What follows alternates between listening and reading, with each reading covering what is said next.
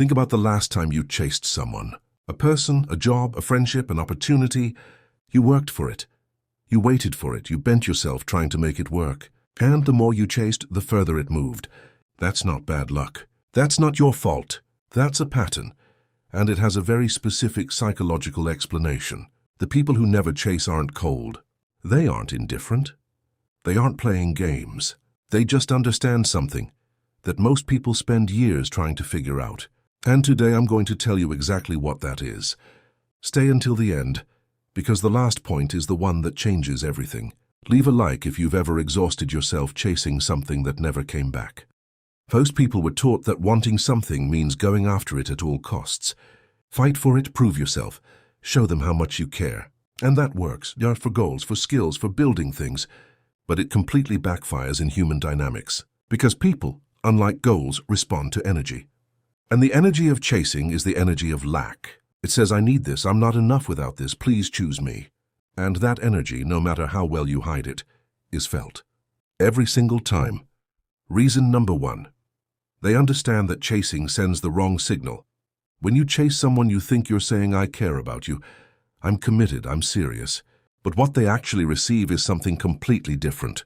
What they receive is, I don't believe I'm worth your effort, without proving it first. The psychology behind this is called the scarcity principle. Robert Cialdini, professor of psychology at Arizona State University, demonstrated in decades of research that humans assign more value to what is rare and less available. The moment you become endlessly available, endlessly accommodating, endlessly chasing, you remove your own scarcity, and people, unconsciously, value you less. Not because you are less valuable, but because you've told them you don't believe you are. Reason number 2, their self-worth is internal, not decided by others. Here's the real difference between people who chase and people who don't. Most people use external feedback to measure their own value. Did they text back? Did they choose me? Did they stay? People who know their worth don't operate that way. Their value is not a question that someone else gets to answer. It was decided long before you arrived. Psychologists call this internal locus of control, the belief that your value and your outcomes come from within you rather than from external validation. People with a strong internal locus of control don't chase, not because they don't care, but because they don't need someone else's response to feel complete. And that stillness, that groundedness here is magnetic. It pulls people in instead of pushing them away. Reason number 3, they let people reveal themselves. This is the one most people miss. When you chase someone, you never really see them. You only see who they are when they know you need them. When you stop chasing, you see who they are when you don't. And that information is everything. People who know their worth give others space, not because they're distant, but because they understand that how someone behaves when you stop pursuing them tells you everything you need to know about whether they deserve your energy. If they show up when you stop chasing, they're worth your time. If they disappear, they just answered every question you had about them. Subscribe. The next part hits even harder. Reason number 4. They invest their energy differently. Chasing is expensive. It costs time. It costs mental energy. It costs emotional bandwidth. Every hour you spend pursuing someone who isn't choosing you is an hour you didn't spend on yourself, on your goals, on your healing, on the people who actually show up. People who know their worth made a decision at some point.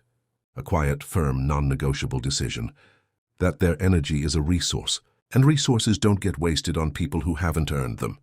This isn't coldness. This is self-respect in its most practical and powerful form. Reason number 5. They trust the process of natural alignment. Here's the most liberating thing I can tell you. The right people don't need to be chased. They don't need convincing. They don't need pursuing. When there's a real connection, a real alignment, things move naturally, not effortlessly. Real relationships require real work, but naturally. The energy flows toward you as much as toward them. People who know their worth trust this. They don't force connections that require them to shrink. They don't maintain relationships that only survive because of their effort alone. They let natural alignment do its work, and they trust that what's truly meant for them won't require them to lose themselves to get it. Reason number 6. Knowing your worth is a practice, not a destination. And this is the part nobody talks about. Knowing your worth is not something you achieve once and keep forever. It's not a level you unlock. It's a daily practice. Of choosing yourself first when everything in you wants to chase. Of sitting with the discomfort of uncertainty instead of filling it with pursuit. Of reminding yourself over and over that your value is not conditional on someone else's response. The people you admire who seem so grounded and secure, they chose that groundedness over and over again, in the moments where chasing would have been easier. And every single time they chose themselves, they became a little more of who they are now. To wrap this up, people who know their worth never chase, not because they don't care, not because they're cold, but because they understand that the right people don't need to be convinced. That chasing communicates the wrong value, that their energy is too precious to spend on people who aren't choosing them, and that what's truly meant for them will find its way, without them losing themselves in the pursuit.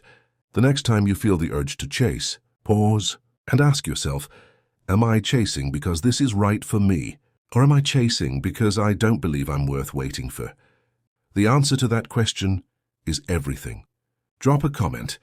Have you ever stopped chasing something and watched it come back on its own?